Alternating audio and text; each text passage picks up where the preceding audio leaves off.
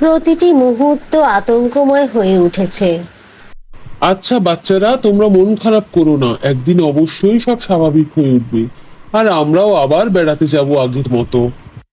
কি মজা, কি মজা!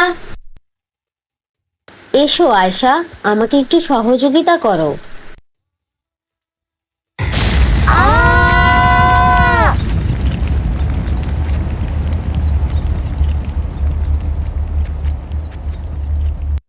হায় আল্লাহ, এসব কি হয়ে গেল?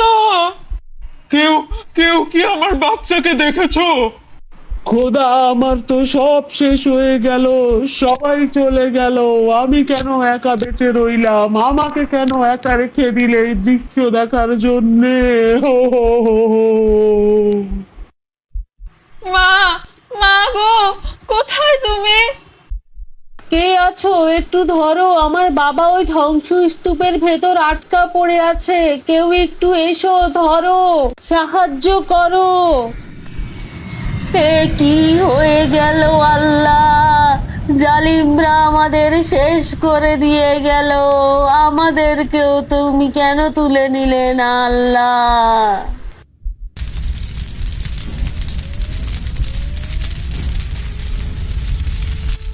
বাবা, বাবা, মা, ও মা, আয়শা, কোথায় তোমরা? আমাকে একা রেখে কোথায় গেলে সবাই? বাবা, বাবা, মা, ও মা, মা কথা বলছো না কেন? ও মা, ও বাবা, তোমরা কথা বলছো না কেন?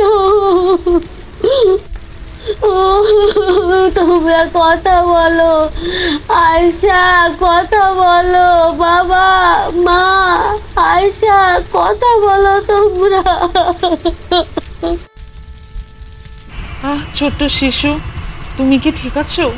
কেঁদো না, আমার সাথে এসো। না, আমি আমার মা বাবার বোনকে ছেড়ে কোথাও যাব না, কোথাও না। আমি এখানে আমার মা বাবার সাথে থাকবো, আমার বোনের সাথে থাকবো। আমাকে ছেড়ে দাও, তুমি চলে যাও, আমি তোমার সাথে যাব না। তারা তো আর বেঁচে নেই সোনা, কিন্তু তুমি তো বেঁচে আছো, তাই তোমাকে এখান থেকে নিয়ে যেতে হবে, যেখানে আমার আর তোমার মতো আরো অনেকে আছে। মা, বাবা, আয়েশা,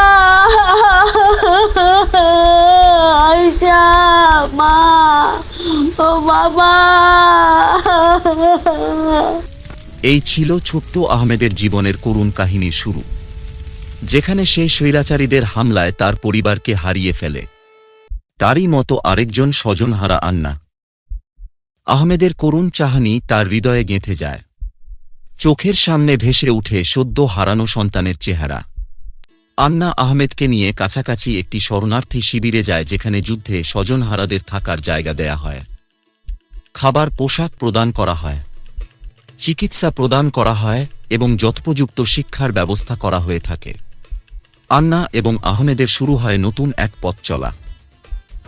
এই এসো, সবাই খাবার নিতে এসো, জলদি করো, জলদি। এই চলো চলো, খাবারের সময় হয়েছে।